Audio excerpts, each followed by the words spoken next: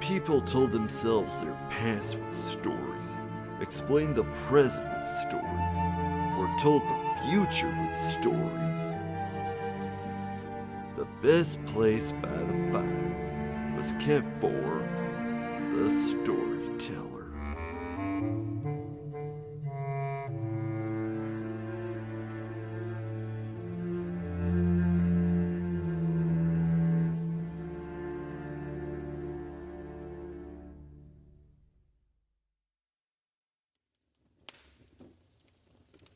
Now, if you ask me, growing up's all about trial and error. You make a mistake, get back up, and maybe you'll learn something from it. Oh, it's not a pleasant experience. No one's saying it's a road of sunshine and roses. But two things are clear about it. That's worth it in the end. It can come from the most unlikely of circumstances. Just ask my old pals, Jakob and Wilhelm Grimm. And they should know. They got many stories between the two of them, and one of my favorites is one of their lesser known ones. Their 136th fairy tale, Iron Hans. Now, like many fairy tales do, this takes place once upon a time in a kingdom far, far away. And this particular kingdom had a big old forest. Many kingdoms do, actually, because their kings like their hunting. But one didn't find much joy in it, because his pals kept vanishing. You go out for a hunt and poof! One of them disappears, never to be seen again. Now, the king was one who cared for his people, so he declared the woods off limits. And that was that, right? Wrong. Otherwise, there'd be a right boring story. Well, years later, an adventurer heard of this, and they don't call them adventurers because they don't take risks. So he went to the king and asked to go into the woods. The king tried to warn him, but he said he was hoping to find what happened to the king's huntsman. Reluctantly, the king agreed, and the hunter was on his way. All seemed nice and natural, but then, when they came across a large lake, what should happen? A large hand came out, grabbed the dog, and dragged it back under. Now, losing a dog's a sure tragedy, and seeing it get dragged under by some sort of monster was a shock. But the adventurer got what he came for. He knew what caused the kingdom so much grief, so he hightailed it back to the king, and the very next day, he was back with an entire group of men with him. They emptied out the lake where the dog got dragged under and found the source of everything. It was a giant, one with skin like iron and hair like rusty metal. They dragged him back, and the king found him to be more fascinating than anything. Giants were one thing, but giants made of metal. That was something no one ever heard of before. So he was kept in a cage in the courtyard for people to look at, like an animal in the zoo. The giant, though, didn't like this idea much and was constantly trying to get out. But no one got close. The king said that no one should approach the cage or open it under pain of death. And this was how it went on for years. The giant stayed cooped up in that cage, and that seemed to be where it would rust away. Until, when chance came, it found a way out. For the king had a son, only about 8 years old at the time. Kind-hearted, curious, guileless, but about as smart as a fence post. Folks like that are always on the collision course with some sort of calamity, and this kid was no different. He was playing with his ball in the courtyard when he suddenly lost it. It bounced away and right into the giant's cage. And the giant seized this opportunity. And by that I mean the ball. The prince, of course, took exception to this. "Hey, that's my ball!" the prince shouted. "Give it back!" "Oh, sure," the giant said, "if you let me out of this cage." Now, boys will be boys when it comes to playing with toys. So the prince was off to find the key, and he found it right under his ma's pillow. Excited to get his ball back, he ran back and let the giant out. Well, with a thank you and the tip of the hat, the giant was out of the cage. But then, the boy realized exactly what he had done. "Mr. Giant, my pa said kill everyone who lets you out. If he finds out, he'll tan my hide." Oddly enough, the giant took pity on the kid. Something about his eyes showed he just had a good heart. He couldn't let someone like that get punished because of him. So he picked the little rascal up and ran off into the forest, far, far away from the king. After some time running, the two came to a clearing with a large, beautiful pond right in the center. There, the giant stopped and set the boy down before laying down everything. "Now, boy," the giant said, "you will never see your mother and father again. But I have compassion for y'all, and I'll keep you around. Just do what I say, and it'll go well for you, because I have more golden treasure than anyone else." With that, he made a bed for the boy, and his life in the wild began. Well, the giant, despite everything he did that got him locked up, didn't ask much from the boy. Just that the kid should look over the pond and keep it from getting polluted. And the boy sat there, watching the pond. Nothing new, nothing to say, but he did occasionally see a gold snake or bug skating across the water. It was a dull life, but at least it was living. But, as expected, it would suddenly change. And it came from a little wasp stinging his finger. And it hurt like Hades, so he stuck his finger right into the pond. Now, when he pulled it out, he found that it was now gold. Well, he knew that his giant friend would take great exception to this, so he tried to rub the gold off. But as predicted, this did not work. And then boom, boom, the giant came trundling back through the forest. "What has happened to the spring?" the giant asked. Nothing has happened," the boy said, innocent as you please. But the giant did not buy that. He knew immediately what had happened. "You put your finger in the pond. I shall overlook this. But this must be the only time." Very early the next morning, the boy was already seen by the spring and keeping watch. His finger hurt him again, and he rubbed it against his head.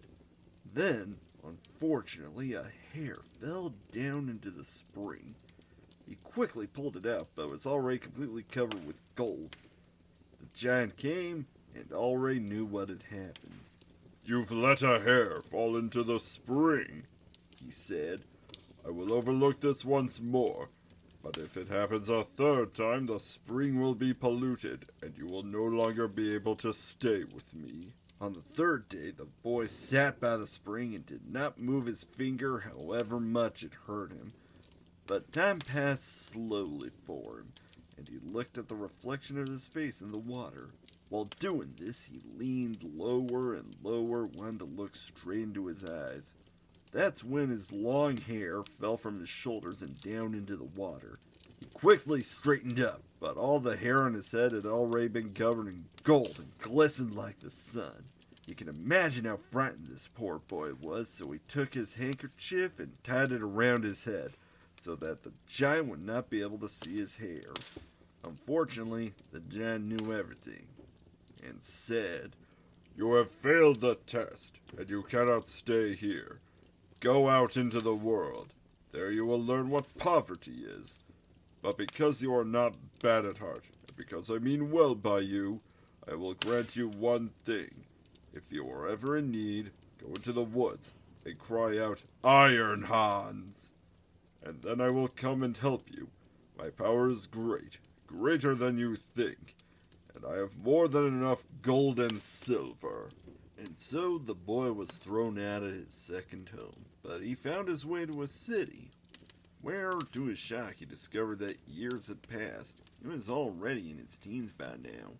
Unfortunately, well, being a prince, he didn't have a lot of work experience.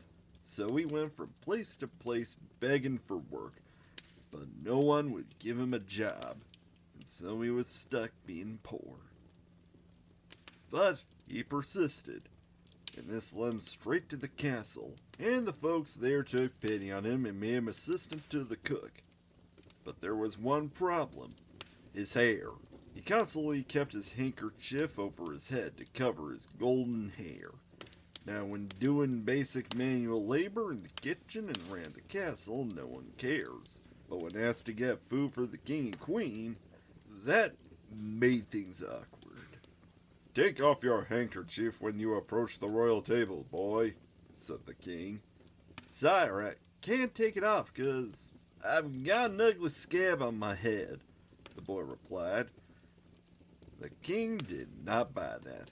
The cook scolded him for bad manners, so the boy was booted into the gardener's service. Now, gardening's a horse of a different color. It's tough physical work, and the boy couldn't keep his head covered for long. And on a particularly hot day, the boy took his cap off to cool off a little. And who should see this other than the princess herself? It was only a second before he put his handkerchief back on, but her curiosity was still piqued. And she asked this boy, this gardener's assistant, for a bouquet of flowers. The boy, being none the wiser about the princess's motives, but incredibly wise about flowers, ran off and picked some wildflowers for the princess. They were common and simple, but had a strong, lovely scent they knew the princess would like. And she did, but asked the boy to remove his handkerchief. He tried to dodge it with the previous excuse, but she had none of it. She grabbed his handkerchief and pulled it off, showing his glistening golden locks.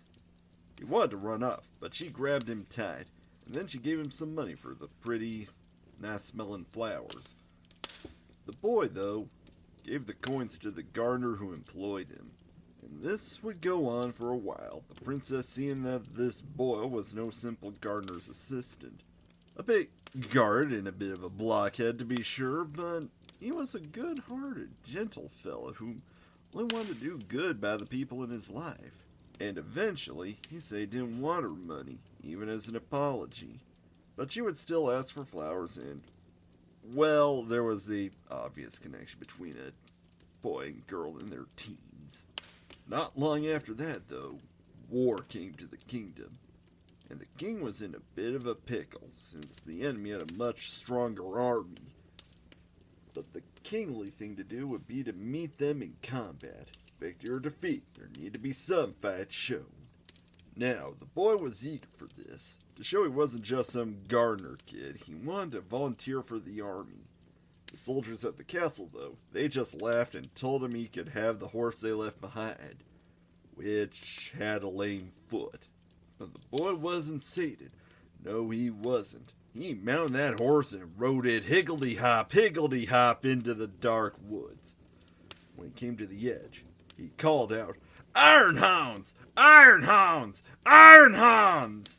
And there the giant appeared and asked, "What do you need?"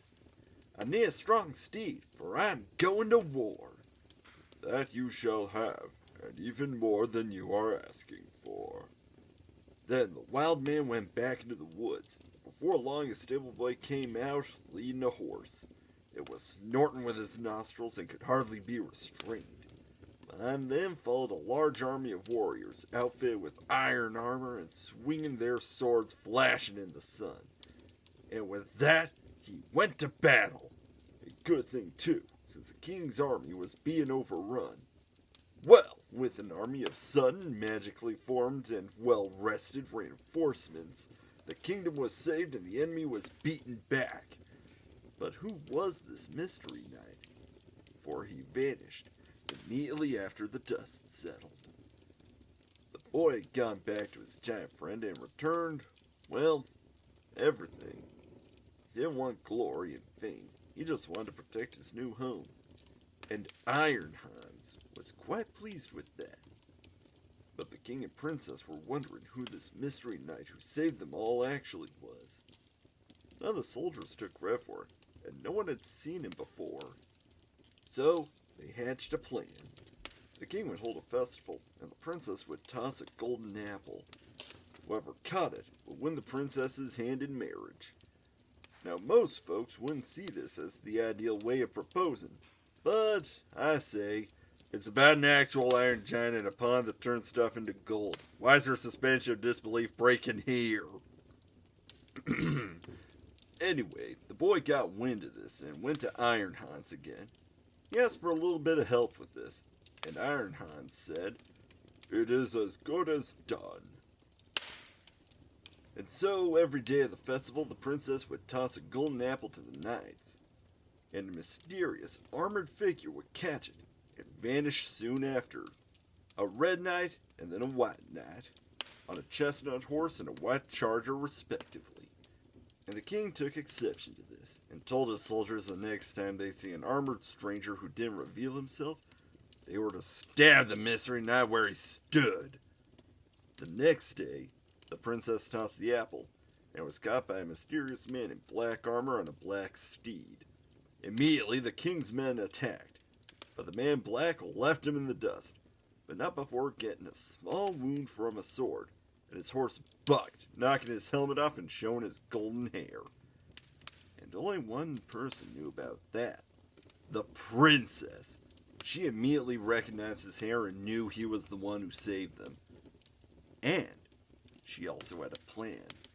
And when the king was having a staff meeting about everything that was happened, she went right up to the boy and pulled his handkerchief right off his head. Immediately his golden hair tumbled down, and everyone knew what she did. He was the man they were looking for. The boy, well, I guess now I should call him the man. He just came clean about everything. And if they needed further proof, they could check for the sword wound. And then the king said, "If you can perform deeds like these, then you are no gardener's boy. Tell me, who is your father?" "My father is a powerful king, and I have as much gold as I need," the man said. "I can see," said the king, "that I owe you great thanks. Can I do anything for you?" "Yes," the man answered, "you can indeed. Give me your daughter for my wife." The princess, she just laughed and said, "He does not care much for ceremony, but I already had seen from his golden hair that he was not a gardener's boy." And then she went and kissed him. The man's father and mother came to their wedding and were filled with great joy, for they had given up all hope of ever seeing their dear son again. But the man was confused by one thing. A complete stranger showed up to their wedding. He asked for his name, and to his shock, the stranger said his name was Iron Hans. His previous form had been an enchantment he had fallen under, and only someone of good heart and judgment could break it. And the boy had become just the man to do that. Now, wasn't that a story worth telling? Well, I've monopolized enough of your time. Best be on your way. Don't worry, though. If you ever feel like another story, I'll be right here.